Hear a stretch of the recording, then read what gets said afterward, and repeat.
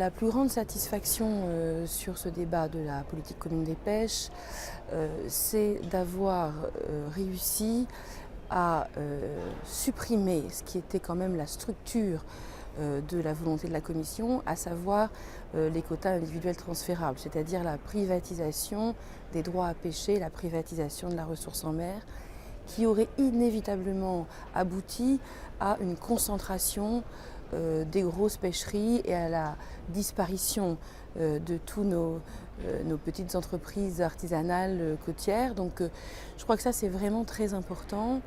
Et puis l'idée de privatiser les droits à pêcher n'était pas spécialement dans mes principes.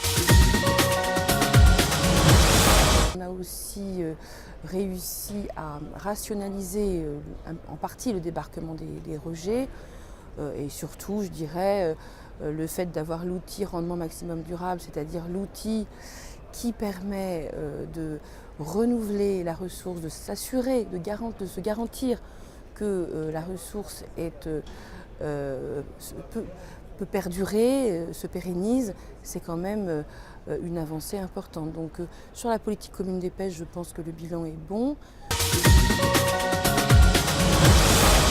Sur le Fonds européen des affaires maritimes et de la pêche, je serai plus nuancée. Je pense qu'on a sauvé des choses, on a sauvé l'aide à l'installation des jeunes, on a sauvé un certain nombre de modernisations sur la flotte.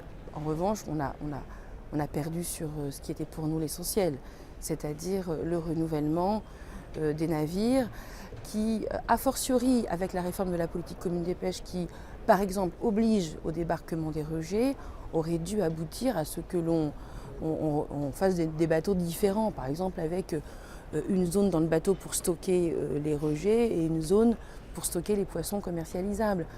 A fortiori aussi avec les exigences climat et les exigences énergétiques de l'Union européenne, on aurait dû pouvoir financer le renouvellement d'une flotte plus économe en énergie. Voilà, ça on a raté, c'est bien dommage.